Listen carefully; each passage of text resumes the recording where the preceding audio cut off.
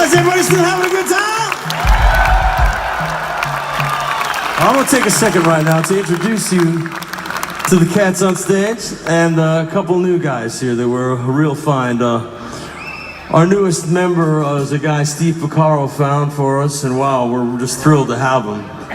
I mean, everybody up here has played with so many people. I'm not going to start reciting it all because it becomes silly after a while, but this guy really came out of left field for me, and he's just an amazing, versatile musician. He has perfect pitch, so he sings all the really high parts, man, nails it every night. It's been a massive asset to the band, and we welcome him to our family. Please bring it up.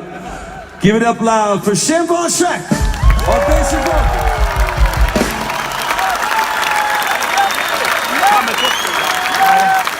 Thank you. On his guitar. Standing next to him is a guy you might remember from playing with us back in the 80s, and we also played together in Ringo's band, and I thought, man, this guy'd be just perfect to bring back to play sax and woodwinds and sing all those strong parts and keeping it real up here. All I can say, it's great to have Mr. Fabulous back. Bring back Warren Ham on the sax and the vocal!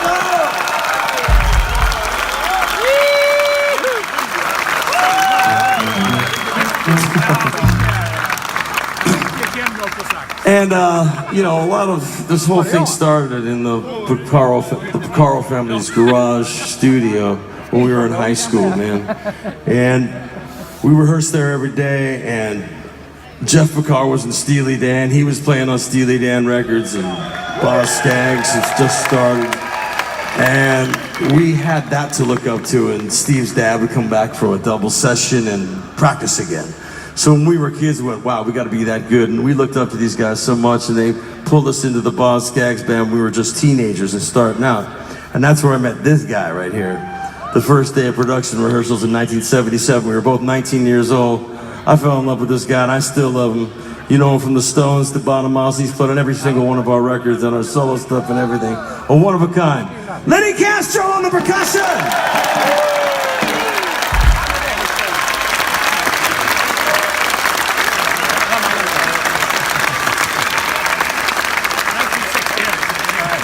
Sitting next to him is a guy that our original bass player, David Hungate, called up Paige and said, I found him. I found the guy for you cats. And we were like, wow, okay. And we heard him play, and he's also one of the kindest, nicest people I've ever met. And he plays his ass off old school, lays down the groove, and that's the only thing that matters in life. Please give it up for Shannon Forrest on the drum.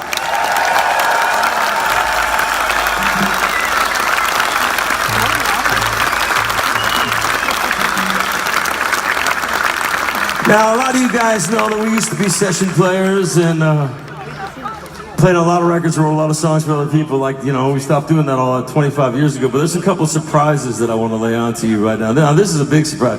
How many people here have seen The Lion King? Right? Kids, you know, or whatever, when you were younger, whatever, how it is. What you don't know is this guy, when he was a kid, sang this on the record. And see if you remember this.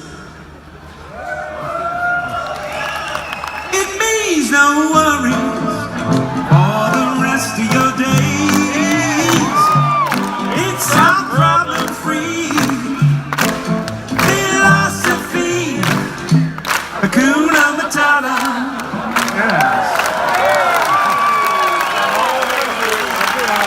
Yep. I've known him since he was 14 years old, man.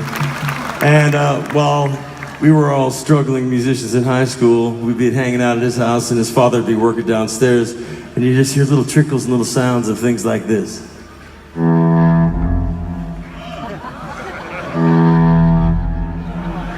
Ladies and gentlemen, the one and only Joseph Williams!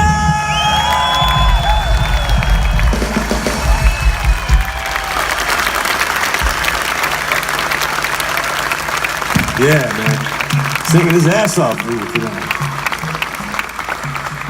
My brother from another mother. When I met him, we were 15 years old. We've grown up and grown a little bit older together. Been through all the good, bad, the ugly, the best and the worst, and I love him so much. One of the most talented, unique musicians, a synthesist before there was a word for it, a TV and film composer, a song composer. an incredible keyboard player and songwriter. Speaking of songwriter, see if you remember this little song that we played on that he wrote. Just a little taste.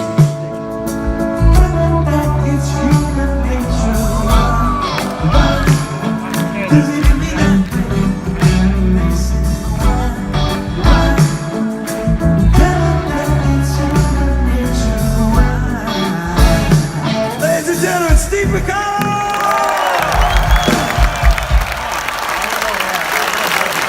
Make sure to give the solo album, it's badass.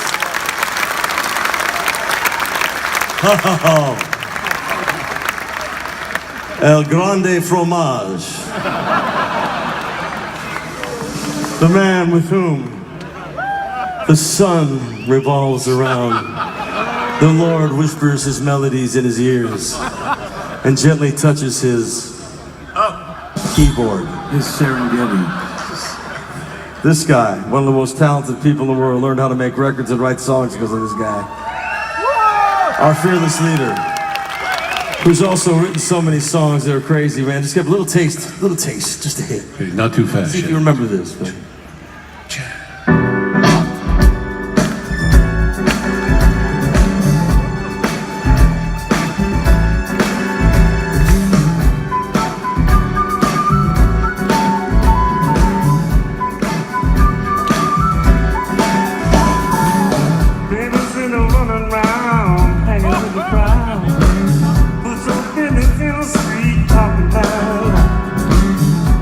All of this and that, how much you don't spend. I swear she must believe it's all innocent. I said, hey boy.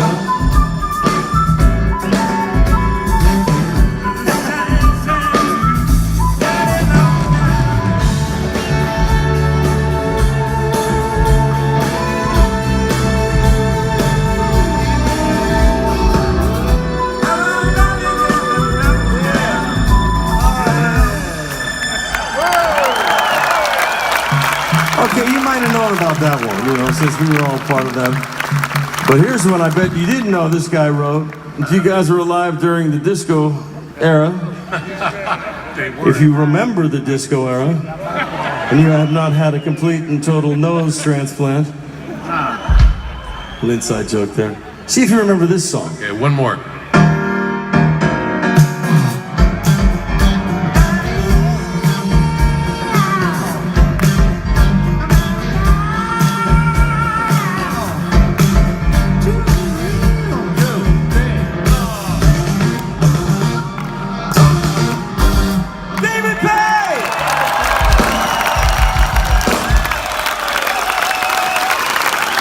It's disco time!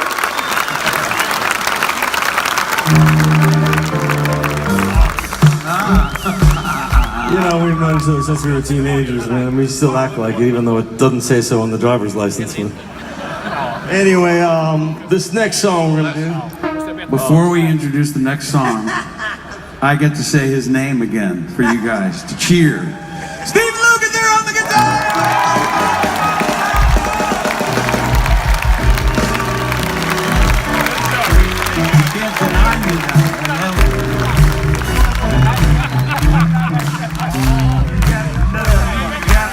Wrong key, Dave. It's in D minor. Anyway, okay. Well, we're gonna play our songs now again. We're gonna play a song just like the record, and this song has had a lot of bad rumors about it. There's a rumor on the internet that I hate this song. I don't hate this song. I mean, you say something once 30 years ago, and it's like it happened yesterday. I really meant to take it out of context. I love this song, but it's been misunderstood. What is this song about? We've been hearing that shit for 35 years. Okay, here it is. It actually is not Maxwell Smart's Girlfriend. It's not THX, where people have names instead of, or have numbers instead of names. What happens is David Page happens to be one of the luckiest men in the world, has a most fantastic wife, and they've had a 33-year marriage.